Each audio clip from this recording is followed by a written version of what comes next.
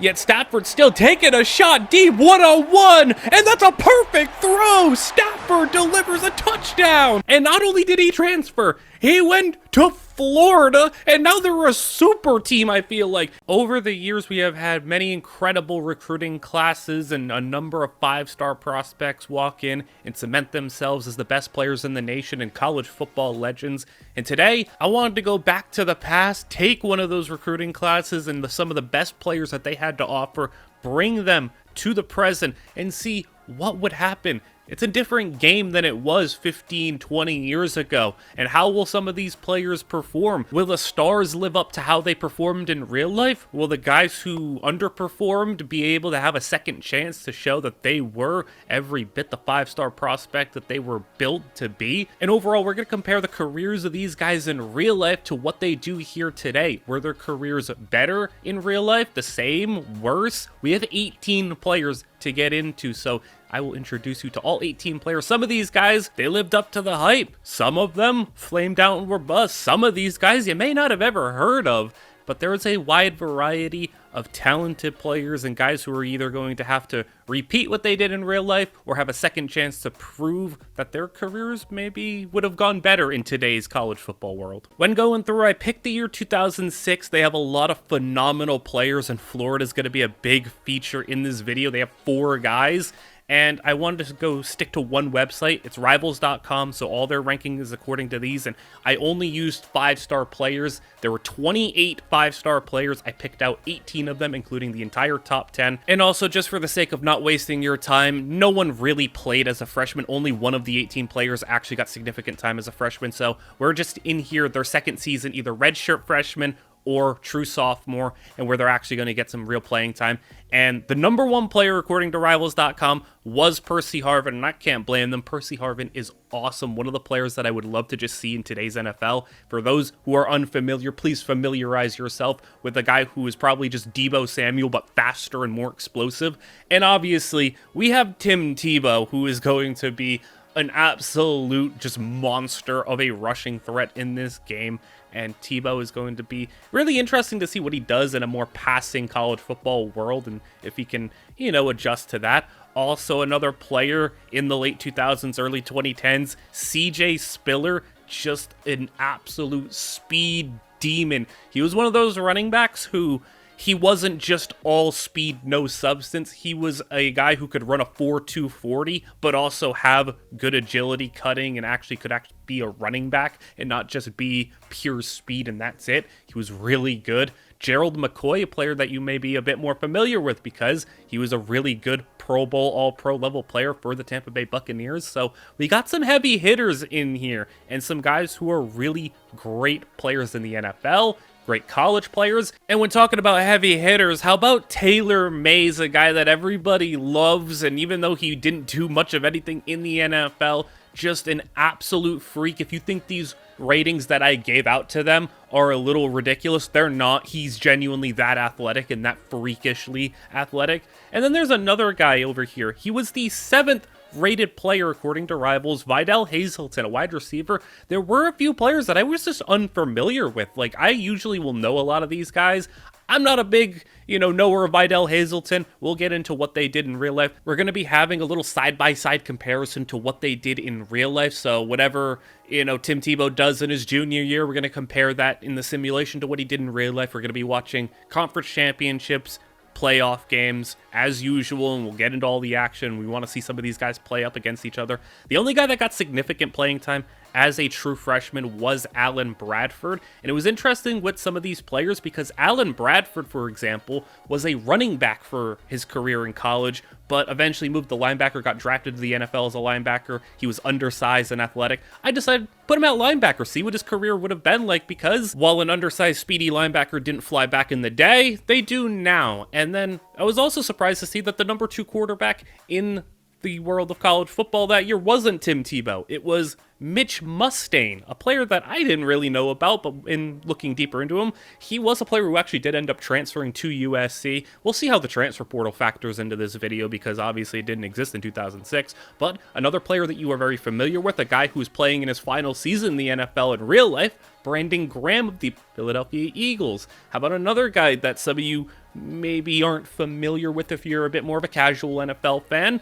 Sergio Kindle, a player who's really good in college at the University of Texas as an edge rusher and a linebacker. So it's going to be interesting to see how some of these players adjust to the more modern iterations of certain formations, because, you know, Brandon Graham, for example, was a linebacker in college. Now today he's a defensive end edge rusher, but we're going to see how he does playing potentially more as a coverage dropper at times. I don't know. The reason he was been so good in his career as he's aged is because the NFL is kind of tilted more towards his style of play.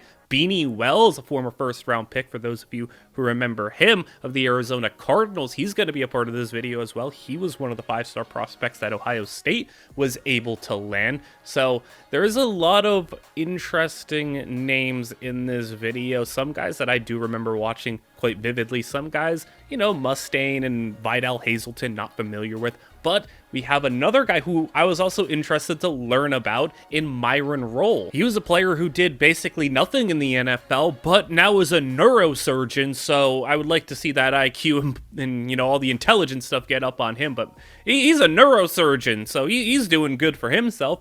And then the number 1 quarterback, I mean, it wasn't just Tim Tebow, the college football legend, that we had in that class. Matthew Stafford is going to be a really fun player to have in this video, and we're going to see what Georgia can do now that they're the juggernaut that they are now, but with the quarterback that they had previously, because Georgia over the past decade has not had a quarterback even half as good as Matthew Stafford. They also have former Dolphins safety Rashad Jones, who is a really nice player in the NFL, a former Pro Bowl level guy, so there's going to be adding that. And after the, I guess technically second season, but the first season we're going to be spectating in the first season, that all these players are going to be at least getting involved in, you know, some rotations. Not all these guys are starting, but Tim Tebow is starting. It was funny, DJ Lagway seen Tim Tebow coming. He immediately transferred, so Tebow's going to be in here. SEC championship against Texas A&M and getting sacked on 3rd down. I do wonder if it's even possible for Tebow to equal or succeed what he did in real life and being one of the greatest college football players ever, but he's got at least a chance here in the SEC championship if he can win it and go to the playoffs, win a national title. But he is going to be seeing his team allow a touchdown, but the 2-point conversion to tie things up is going to be blown up, so he's going to be playing with a lead here. Under 2 minutes to play, 3rd down, trying to lock this one up. Tebow rolling out, he's throwing, and that's going to be intercepted, and Texas A&M takes it back, and they're going to have an opportunity to win this game, and Tebow might have thrown it away. Now Texas A&M in field goal range, they're just going to run the clock out. They don't really need to do anything else. A touchdown's not required here, but they're getting close with a 1st down run there. Now 3rd down and 2, we jump ahead, and they are going to get the 1st down, not quite the touchdown, but under a minute and a half to play now. They're going to be throwing and now stepping up and running it in, and Texas A&M has taken the lead, and Florida has the opportunity to go down and score a game-winning touchdown now. They're going to be throwing it deep, and they got it! Tebow on the run to the receiver. He's got Percy Harvin out there with him. He's the slot receiver, but he's got a lot of weapons to throw to, and because this team loaded up, not only do they have Percy Harvin in the season we simulated in the transfer portal, that was Jeremiah Smith with the touchdown. Yes, the kid from Ohio State, one of the best freshman receivers in the nation, went and transferred to Florida to go play with Tim Tebow. So now they have Tebow, Harvin, and Jeremiah Smith. That is a ridiculous team. They got Brandon Spikes out here on defense, but all the other current talent that they have, they got a lead here, a 1-point game against this Texas A&M team who's trying to get into field goal range, and they are in that long distance range. Maybe need 5 to 10 more yards to feel comfortable about it, and that's definitely 5, 10, 15, and more, and they are inside the 25-yard line, and the field goal is going to be up and good. And despite all the talent on this team, Florida not able to get it done. They lose the SEC championship, but they're still going to the playoffs, and they're going to be against USC, who had a couple of the other players, Alan Bradford being one of them, who is still a starter on this team. And now Tebow, this is a late game situation, 3 minutes to play, 21-21 game, and an opportunity to go on a game-winning drive. Here's Percy Harvin on the little pop pass and a stiff arm. Percy Harvin with a first down. How do you deal with those weapons? Tebow with the handoff, and they got a running back who can come out here and give them a chunk run and a broken tackle. He's got himself a first down. Now in enemy territory, it's going to be another handoff, and that's straight up the middle for another big run. Double-digit yards, minute and a half to play, and they're in field goal range. They can run the clock here, third down, but they're not able to get it. So USC is going to get an opportunity with the football, and it's going to be a 3-point deficit for them. And the guy who seems to transfer every single time to USC, Aiden Childs, is the quarterback for USC. I noticed that he transfers there like every 50% chance you simulate. Aiden Childs is a USC quarterback, but it doesn't matter who they got a quarterback when they're catching an interception and coming out here with the victory. Tebow, 10 points unanswered in the fourth quarter, is able to send his team to the second round. And he's got another chance at Texas A&M, so let's see how it goes this time around. We also have Michigan, but Brandon Graham's not a starter yet, so we're not going to be able to cover Michigan. There's no reason to. But in this time, I mean, it is a one-sided affair. Tebow came out here in the game that mattered a little bit more than the SEC championship, and he's going to put down Texas A&M. And Florida's moving on to the semifinals already. In Tebow's first year as a starting quarterback, Percy Harvin's first year as a starter, and all these talented players, they're now going up against Dylan Raiola in Nebraska in a 14-14 game. A little bit lesser scoring for these two great quarterbacks, but the handoff to Dowdle is going to get them past the 40-yard line, and now they're going to be backed up a little bit more. Second down and 15, and the draw is going to get lit up, and that's a fumble, and Florida picks it up. So the defense does their job, and they've given Tebow an opportunity to come out here and go on this game-winning drive. He's got to throw over the middle, caught for the first down, and it's going to be at the 35-yard line now, already kind of in that field goal range. 2.5 minutes to play. Got it out there inside the 30 now. Second down and 1 turns into a first down. Now they're down here at third down and 7 after chewing some clock, making Nebraska use their timeouts, and they go kick a field goal. It's up and good. Tebow did his job this time once again like he did in the Texas A&M game, but can the defense end it this time around as Raiola is getting sacked here, and now you're backed up way far back on fourth down and long. Raiola got to get rid of it, throwing it deep, and it's going to be broken up, and Florida's going to come out here and hand it off. They're not even going to kneel it. They're going to run up the score, get a touchdown, and they're going to a national championship. Can Tim Tebow win a national title in his first year as a starter? Another QB that he has to take down. He already had to go through Dylan Raiola. Now he's got to go through Nico, and if he could go through him, and he'll get himself a national championship. In real life, Tebow won 2 national championships, but one of them was as a backup in his freshman season. He still was a part of the team and had certain packages for him, but he wasn't the out-and-out starter. He didn't win a national championship in his first year as a starting quarterback, so if he could do that, that'd be pretty ridiculous, and he's already got his team in position. It's little time to play. It's been a defensive matchup, and the time is running out. Once again, Tebow does the same thing every game, runs the clock down, keeps possession of the football, kicks a potential game-winning field goal, and now the defense seals the deal, and the national championship is going to Florida, and Tebow has got himself a ring. And basically, to equal what he did in real life, he would need, I guess, 2 national championships, but I only think he really needs 1 because he got it as a starter, and then he would need a Heisman Trophy. But he went out there, he did his thing through the air, on the ground, and I mean, he got the receivers Jeremiah Smith and Percy Harvin.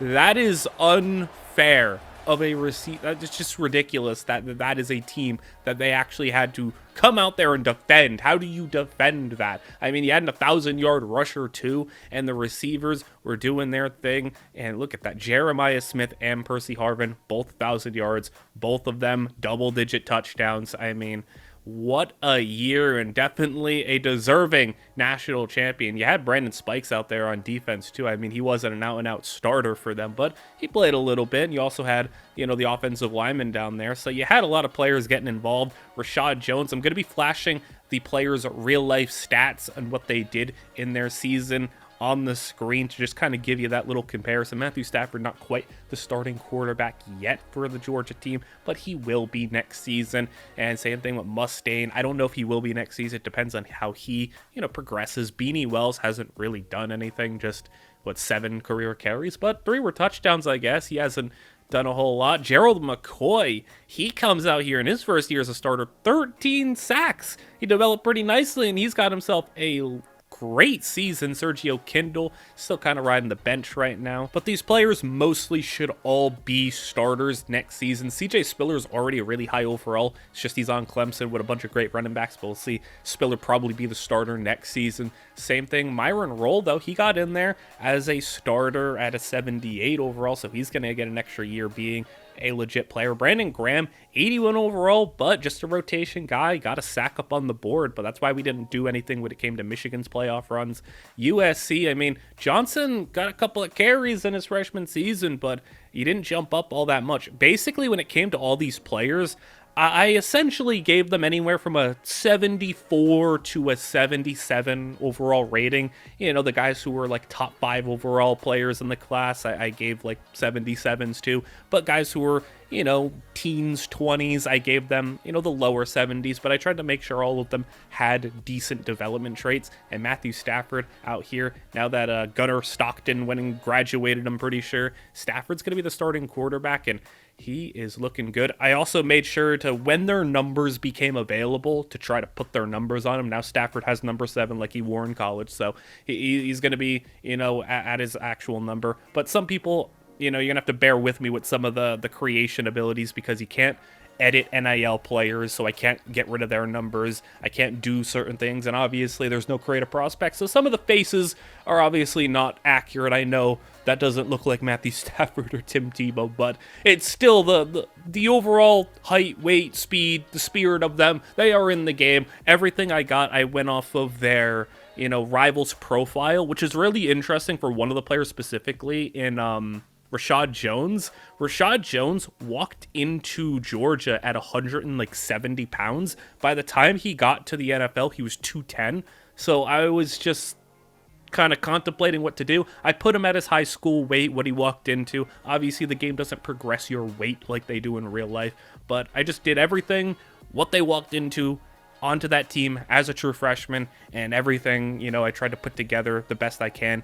And I mean, I expected that this could potentially happen, but we do have our first cut for all you Beanie Wells fans out there. Beanie Wells is the only one who got cut, so you don't have to worry about all the players getting cut. I thought he was going to survive because he made it past the first year, and the sophomores and upperclassmen don't usually get cut, but he got cut. I mean, he only had 7 carries, and he wasn't progressing very well. So, sorry to the Beanie Wells fans, but I think we have our first case of a player who did not live up to what he did in college, because at least Beanie Wells was a first-round pick, but CJ Spiller, he's going to be living up to what he did in college potentially, because he is an awesome player right now. You guys can all let me know if you were big fans of these guys back when they were in college. I was a little too young to be watching them when they were in college to remember them, or when they came out in the NFL draft. It was a little bit before my time, but that doesn't mean I don't know these players for the most part, and have great memories of them, playing with them in Madden, collecting their cards. I got cards of some of these guys. I got, memories from them in Madden. I absolutely love Percy Harvin. Obviously, Brandon Graham and Stafford being current players. CJ Spiller was awesome. Some of these other guys, Taylor Mays, we obviously know, even after his career flamed out, you could still probably get him in Madden Ultimate Team because he always had a card. Someone always made sure that Taylor Mays was involved, Rashad Jones being a good player in the NFL. So I still have a lot of memories of these guys, but I didn't get to watch them in college. I was a little too young for that, but you could let me know what you thought of some of these guys, because I was curious to learn about someone like a Vidal Hazelton or a Mitch Mustaine, because I was not familiar with who they were. But for the most part, there was a lot of fun players in this class. This one kind of stuck out to me. I mean, even if you wanted to go down to some of the 4-star players, just looking through, like DeMarco Murray was down there. We had quarterbacks like Jake Locker and Josh Freeman down there. We also had LaShawn McCoy in there. I also seen Richard Sherman and Cam Chancellor down there. There was a lot of really nice players in that class, but none of those guys were 5-star players. In fact, Sherman and Chancellor were down here like 3-star players. So I mean, there was a lot of players. I mean, obviously it would have taken an insane amount of time to go and import like 200 players, and I had to create all these guys from scratch, so I wasn't going to be able to do all that. But, you know, if there are other seasons, other types of videos like this, I could potentially do other years' classes, or, you know, like resimulating a certain team maybe. I can create 20, 30 players maybe to fill out a roster of a team maybe, so... And, you know, different videos like this, just wanted to try something else. Percy Harvin looking really good right now. A lot of these players have kind of hit that mid-80s range of overall, so they're all going to be pretty relevant players on their team, and in some cases, Tim Tebow and Harvin being some of the better players on their team, and Tebow's looking great. Just got to get the accuracy up, which is, you know, pretty on par for what Tebow was in real life. So we simulate ahead through the next season, where Florida is actually not going to be at the top of the board or really in the mix. Georgia is, Clemson is, so we have CJ Spiller, Matthew Stafford getting in the mix, but unfortunately no Florida, which was a little surprising. I expected them to be in the mix every single year, but CJ Spiller, unfortunately for us, as much as I was looking forward to seeing him in action, he got injured. But Percy Harvin came out here and not only made All-American, but won the Best Receiver Award, so it was due to no fault of Percy Harvin.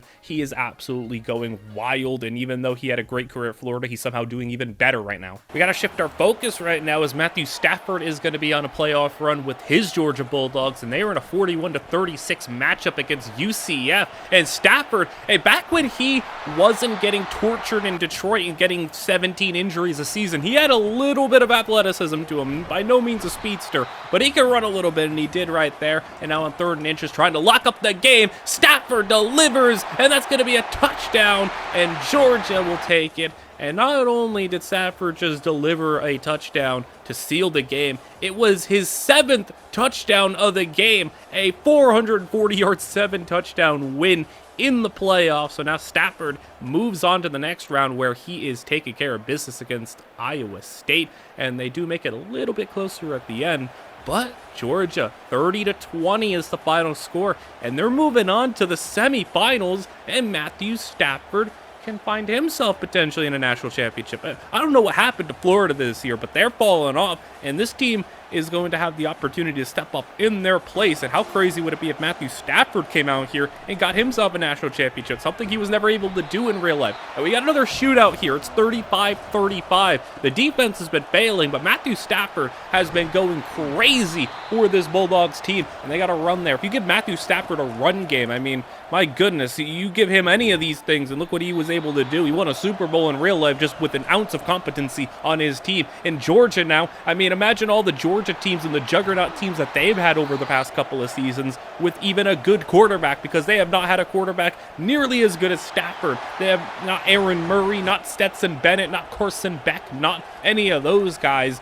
Stafford is way better than all of them, obviously, so imagine what this team would do if they had Matthew Stafford in real life, and even if it was just the college version of him. Their defense now trying to get the stop, 4th down, chucking it deep into triple coverage, and no prayer at Jordan Hare this time. No ball's going to get tipped up into the hands of Ricardo Lewis. That one's just going to fall innocently to the ground. That one may have been the alternate timeline, because, you know, something crazy might have happened in these Auburn-Georgia games where the ball did get tipped up and somehow caught. But now we're in the national championship, and Stafford got his team in a 3-point lead. 5 minutes to play in the 4th quarter, and Wisconsin is going to have to come down here and try to get themselves a stop, because they couldn't go and get themselves a first down. So now the defense on the field, Stafford got a first down there, and if he could score a touchdown, this game might be over, but he might not even need to do that. Yet Stafford still taking a shot deep, 1-on-1, and that's a perfect throw. Stafford delivers a touchdown, and Georgia has a 2-score lead in the national championship.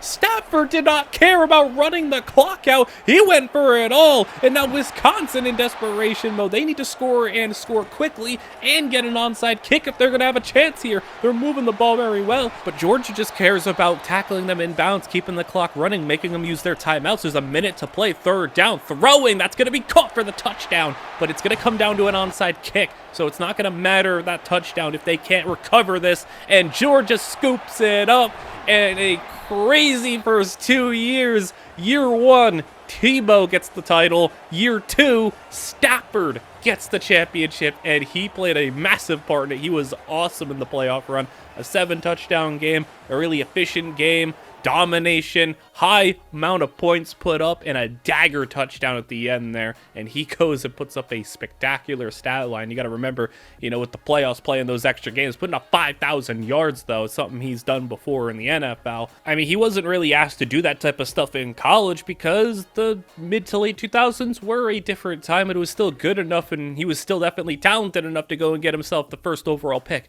Also, look at what Percy Harvin was able to do.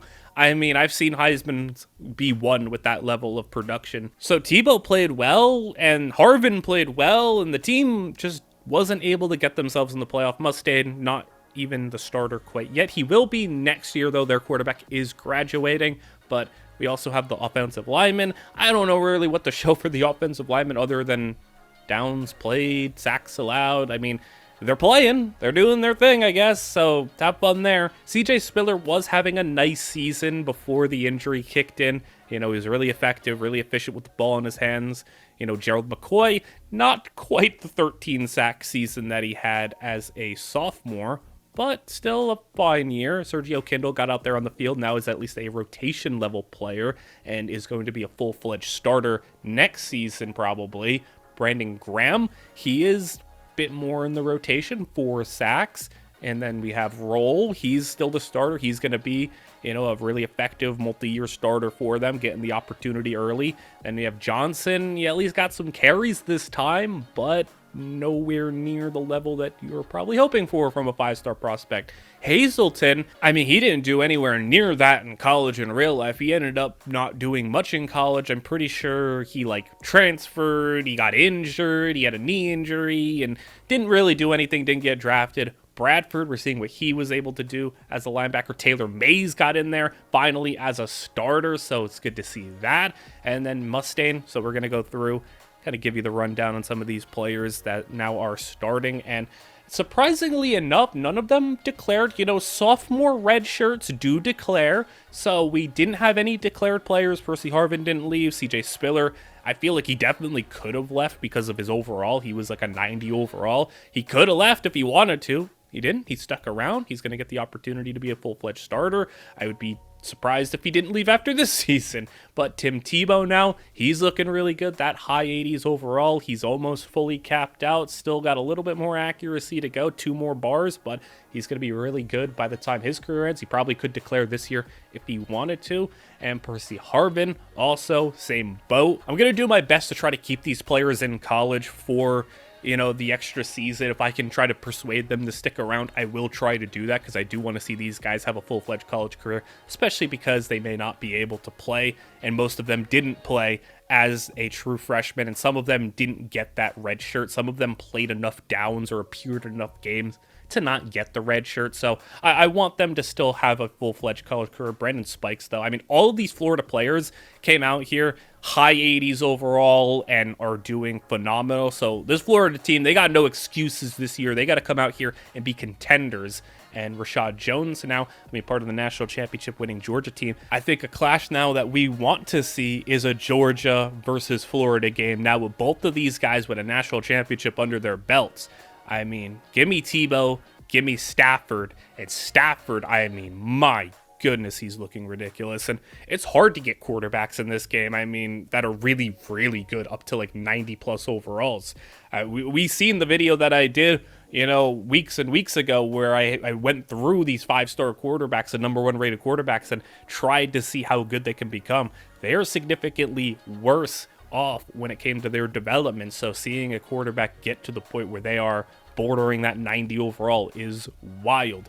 Gerald McCoy, he should be in for a better season. He had a 13-sack year and then really dropped off, but he's really good right now. And all of these players are in that high 80s territory. They're in that draftable range. You guys can also let me know, though, if you want to see videos like this. I'm trying to really just do different stuff and different ideas because, I could do the state videos and I'm going to still do those, but eventually if I run out of states, I'm going to run out of videos. I don't want to just run one idea into the ground to just continue to do that until the views die off. I want to keep coming up with new ideas, new content. I had the 1-star video drop earlier this week. I had Now this video, the states video, the following the careers of, I'm still doing Baylor Dynasty. I'm doing all these other things. I'm trying to just get as many ideas out there on the table as I possibly can, because I want to have as much variety and as much entertainment as possible, because I don't want to run out of styles of videos and types of videos to do. So, as I continue to go through, there's going to be weeks like this where I experiment a little and I try something a little bit different. This week was very much an experimental week for me. So I hope you guys have been enjoying the different content, and, we'll see which ones perform the best and which ones you do like and which ones I'll try to, do more of. So as we continue with the last couple of players here, we go through USC, the final team. Alan Bradford being the second to last player we got to peek through, and he's looking really good, almost completely maxed out. But then the final player came along, and I couldn't find him for a little bit, and I thought something bad happened. And something bad might have happened for the world of college football. I genuinely don't know what in the world this is. Taylor Mays transferred, and not only did he transfer, he went to Florida, and now they're a super team, I feel like. And, just to confirm, I didn't do nothing here. It's legitimately Taylor Mays transferring. I didn't recreate him somewhere else or push him somewhere else. I didn't even look through the transfer portal, because I just assumed at this point they wouldn't even transfer. You wouldn't need to transfer from USC. He went and transferred, and of all places to go, he joins Tim Tebow, he joins Percy Harvin, he joins Brandon Spikes, and no shocker, they went 11-1 on the season. How in the world did Taylor Mays, how'd they land him? This team is a super team at this point, my goodness. And, despite the fact that they had an 11-1 record, well, you guess who the loss was to? It's to Matthew Stafford, and guess what the matchup is in the SEC Championship? We're getting a rematch. Stafford versus Tebow, super team versus the defending champs in the SEC Championship. This might be just as big as a national title game. These two teams are putting on a good one, too. It's 35-30. Florida has the football, has the lead here in the fourth quarter with a big run for the first down marker. So now they got an opportunity to try to take a two-score lead here in this fourth quarter, and they got exactly that. That's going to be a big play, and the touchdown for the Gators, and it's a two-score game. Georgia, Florida having a battle here as Matthew Stafford, if there's one thing that's going to be consistent with any Matthew Stafford team, it feels like it's going to be no defense is going to be played, and he's going to have to do everything on the offensive side of the football just to try to keep up. 50-yard line, though, and still plenty of time to try to get this to a one-score game, get a stop, get the football back. You got a first down there, getting close to field goal range. You can take a field goal if you want to, and Stafford is going to throw an interception, and he's going to throw it right to the defender, and it's going to be Florida football. So no touchdown, no field goal, and Tebow, he's going to get sacked here, so they're going to get a stop, but they've lost a lot of time and lost a lot of field position in that interception. So now Stafford's going to have to do something here to try to get a quick score,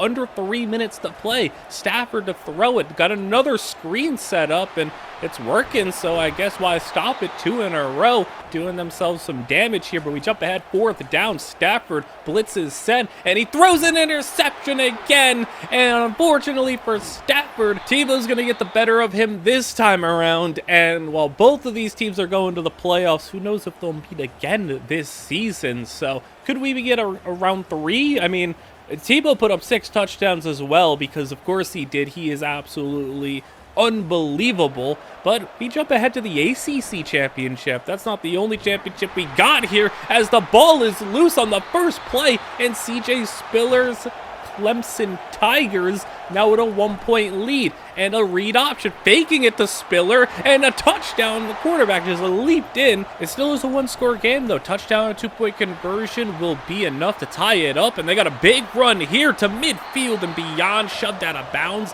and now we jump ahead, 4th down and inches. They're going to just go with a little read option and get it for the first down, but now with 4 minutes to play, you got plenty of time, but you got to still make sure you get it in the end zone and get that 2-point conversion. They're taking a shot deep, and that's going to be broken up on 3rd down. It's 4th down. They're kicking the field goal, and the kick is good. Can't completely fault them for it, but now you got to trust the defense. And CJ Spiller on the field, but he's going to be in the block as it's going to be a throw, and that's going to be intercepted. And the defense not only gets a stop, but they set them up in the red zone. And what is the quarterback doing? They're throwing right at the linebacker. And now the offense got themselves a first and goal. And I guess the field goal decision was a great one. You're under 3 minutes to play, opportunity to try to take the lead here on second and goal. But you're going to get sacked here at about the 10-yard line. Third down and goal. 2-minute warning approaching. Pressure gets in. You get the completed pass at the 2-minute warning, but it's going to set you up fourth down and goal from the 3-yard line. Man in motion and the throw. He's going to roll right into a sack. And now Clemson with the opportunity to end this game. You hand it to CJ Spiller, and Spiller gets the first down to put it away. That was an absolute scare that they survived. They probably could have and should have lost it, but CJ Spiller puts it away. He had a great game. We didn't get to see a lot of it because a lot of his damage was in the first half, but about 150 yards and 3 touchdowns. And look at Tim Tebow. He now won the Heisman, which he also did in real life, so he's got a championship as a starter. He's got a Heisman.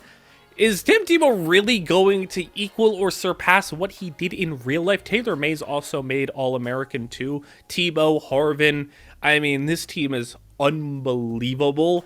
Like, it's going to take just a lot to take them down. They're in the playoffs. They got a first-round bye, but we will see Clemson, Florida, and Georgia in the playoffs. So Georgia, the only one having to go through the first round. They are up by 7, though, with the football in their possession. Stafford's got a first down there, but we jump ahead. Third down and long. Stafford, he's got no one open. He's just going to check it down and concede, keep the clock moving, and now turning it over to the Virginia Tech offense, who's going to throw an interception. If he put more loft on that football, that might have been a touchdown. The receiver in the bottom left was streaking down the field. The Bulldogs will obviously take it, and they'll take it to a first down conversion and continuing to run that clock out. Third down and 7. Now Virginia Tech, having used their timeouts, is going to get the stop, but it's fourth down, a minute to go.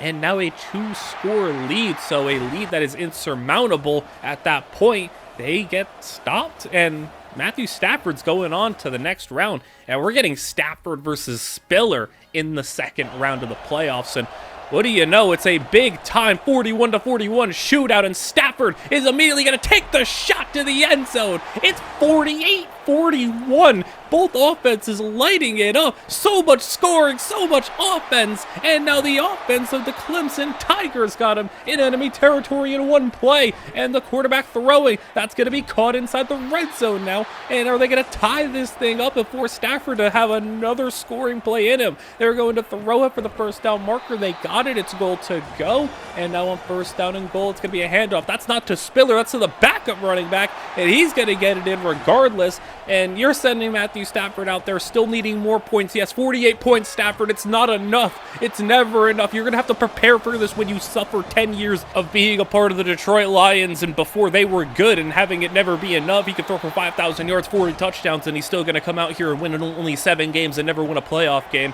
Poor Matthew Stafford's already dealing with it in college. 48-48, but they got themselves a field goal range and now got themselves a goal to go. So now they're going to be able to run this clock down, kick the field goal. It is good, and it took 51 points, but it was eventually enough, and Stafford sends his team to the next round. But now we got to check in on Florida. They're taking on Notre Dame, and it's a 20-20 game. The handoff, though, is going to set them up in the 45-yard line. So with 7 minutes to play, Tebow and the offense going to have the opportunity to take this lead, can't control the game, and a big run there inside the 30-yard line now. And now Tebow at the 25, second down. How about another run? You just need to keep running the football. And look at Percy Harvin, lead block, and Percy Harvin, not known for the blocking, but he hits the key block to seal a touchdown. What can't he do? I mean, Percy Harvin has turned into just like the best receiver ever in this. Both teams are going to wind up trading 3 and out, so we're back to where we started post-touchdown, 27-20,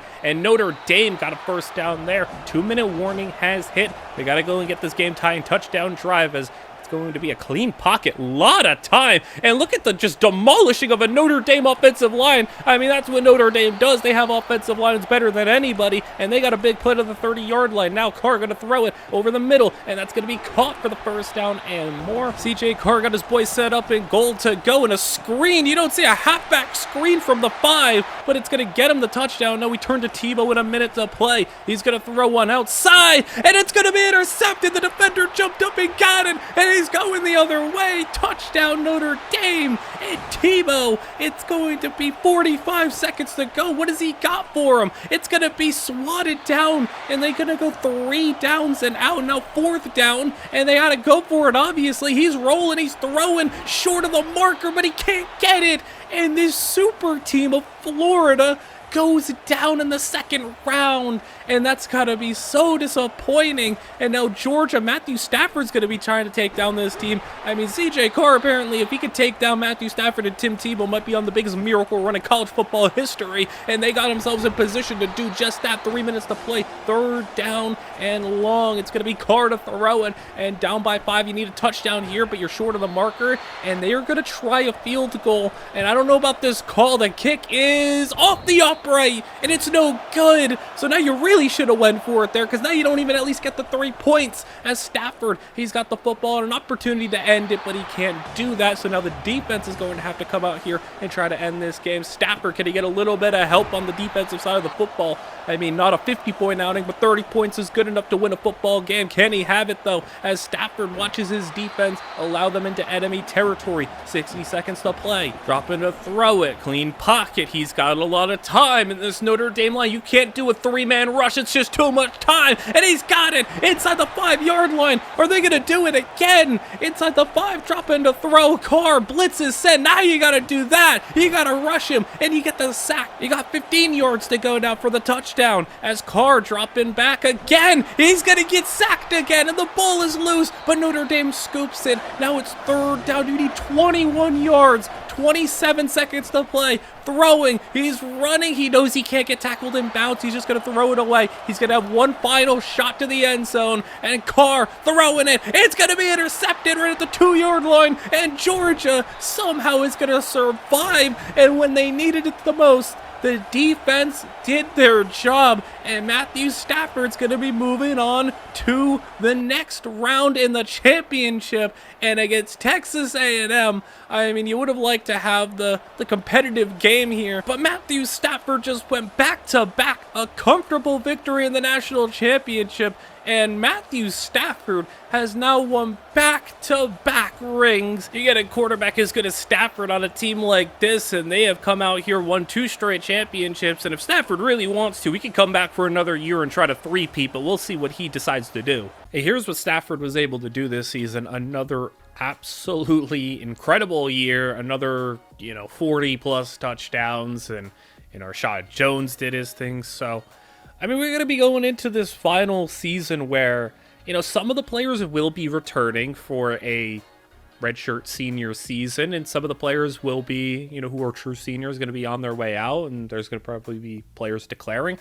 I'm going to try, like I said, to keep as many of the players in the world of college as I possibly can. But here's what this stacked as heck Florida team did with, your Heisman winning Tebow, who had, almost 1,000 rushing yards and double-digit rushing touchdowns. I do love that Percy Harvin was getting some carries throughout the years, and in real life, I mean, Percy Harvin was getting ridiculous amounts of carries, but I mean, you can see another insane amount of touchdowns. He's out here setting records and doing a bunch of stuff, and look who the top 2 tacklers were: Brandon Spikes, Taylor Mays.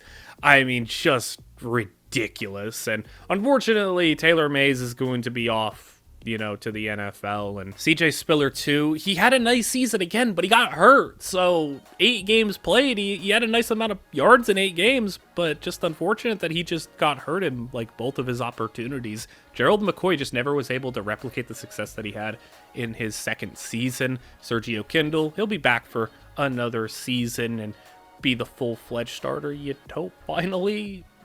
Roll doing his thing, still a starter for the team. Junior probably will be back for a senior season. Brandon Graham will not be back, but he did finally get to start, and was pretty solid. He'll probably go and get drafted, not quite be the first round pick that he was in real life. And Alan Bradford was a 4-year starter and an 88 overall, so he'll probably be in the mix to get drafted as well. Now, the other guys, for them, 83 overall, and he didn't do a whole lot in his career, which isn't too far off of real life. And Hazelton, he already hit his max, so I don't think he's ever going to be good enough to be drafted, but he did have a little bit of a drop-off in the season. I tried to keep, like I said, the players involved. Unfortunately, Taylor Mays, like I said, graduated, but Percy Harvin, there was no convincing him to stay, and honestly, why would he want to stay after being, like the best receiver in the nation? Both go in the first round. CJ Spiller goes in the first round, so we're going to be saying goodbye to a number of the players. We also have, thankfully, Matthew Stafford staying, Rashad Jones staying, Brandon Graham gets drafted late in the draft, so at the very least, we're getting Tebow and Stafford for another season. Gerald McCoy was a later round draft pick. Felt like he could have been a little bit higher, but he just didn't develop quite as much at the end of his career. And for USC, USC came into this video with 4 players, and their best one transferred. Alan Bradford, I think, could have gotten drafted. He didn't, and the other 2 probably aren't going to get drafted either, so USC got absolutely destroyed in this video, despite having, tied for the most players. Tebow, he's a 90-plus overall quarterback. That is ridiculous. Carl Johnson is amazing. He's a 90-plus overall offensive lineman for this team. Forgot he was around probably. Brandon Spikes. This is one of the highest rated players I've seen in this game. 95 in base, 98 with the boost. Not often you get a player to hit the 95-plus mark. That is unbelievable. So, no Taylor Mays, no Percy Harvin.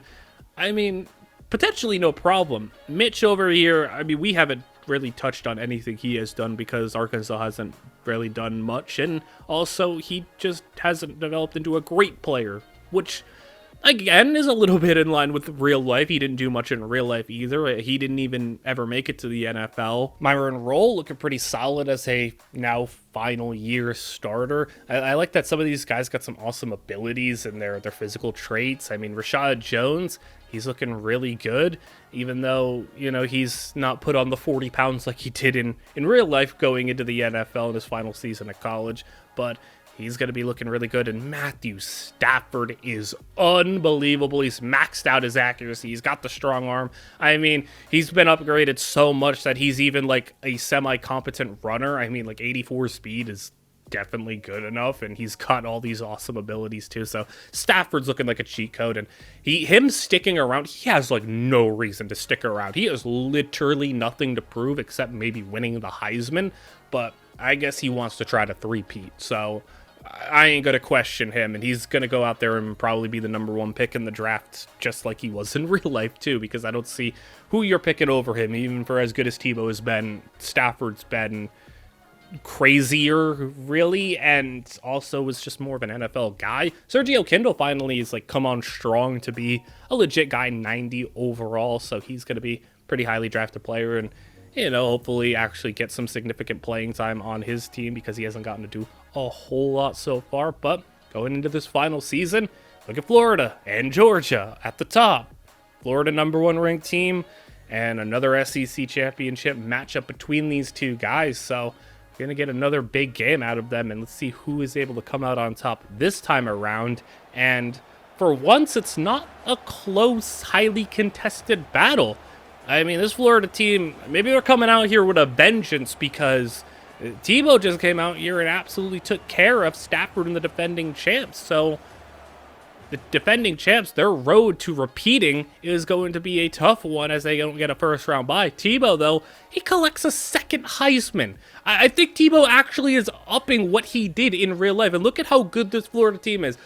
Obviously, you win the Heisman as a quarterback. You're taking home all these awards. The best quarterback, the Johnny Unitas, the best player in the nation. But it wasn't just Tebow taking home awards. How about the best running back in the nation? Because he ran for over 1,000 yards and double-digit touchdowns. How about the best tight end in the nation? Because he had a nice season. How about the best interior offensive lineman for this team? They got everything on this squad. I mean, I call last year's team a super team. This team is just as dangerous, even without Percy Harvin and Taylor Mays. And Georgia, we're going to see what their road to three-peating has for them. They take care of business in round one, a 28-3 game for most of it, and then they got that touchdown at the end to make it 28-10. But Georgia now, they find themselves down to Ohio State. It's a 7-point game, and there's a sack there, and it's going to be scooped up, but it's going to be 4th down regardless, and Ohio State going to have an opportunity to put this away. And can the three-peat of Matthew Stafford go down? Stafford, he came back. He didn't win the Heisman. Tebow won it. So all he's really got is the three-peat if he could try to get it, but they're not able to get a stop right now. It's 3rd down and 4, and they get a handoff again,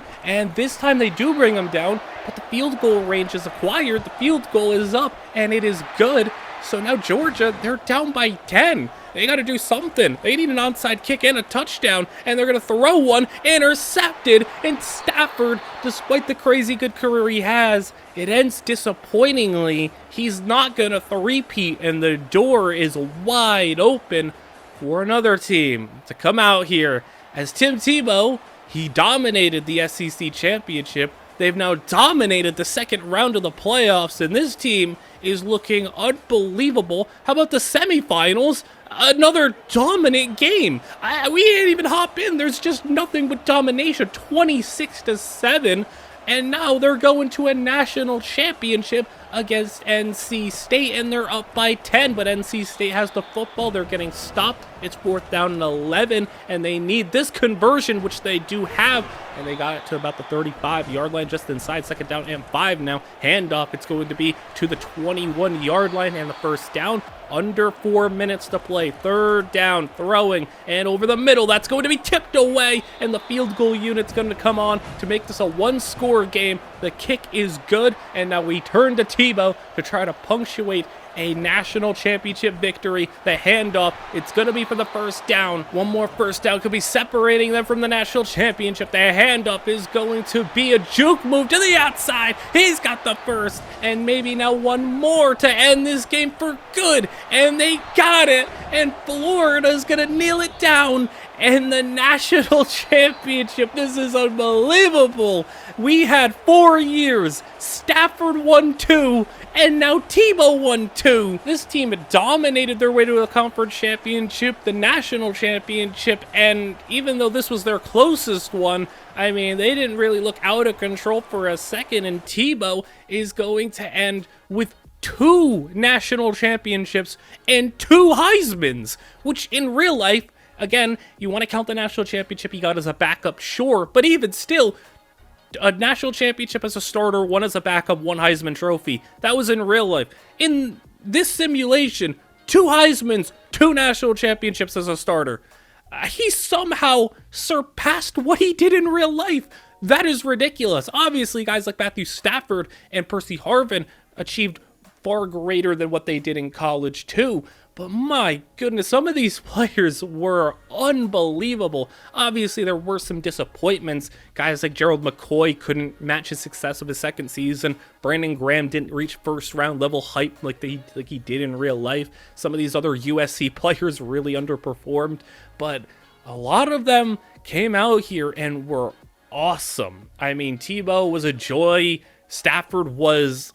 I think Stafford was probably even better than Tebow. I mean, Tebow made a lot of mistakes when we watched him. He had the numbers, though, and he had the best team around him. But, I mean, when we were watching Stafford play, he was just lasering some passes. He had some awesome one-on-one shots down the field. So we answered a couple of questions. If you gave Georgia a good quarterback, no shocker, they become maybe even a better version of what they were in real life. Because in real life, I mean...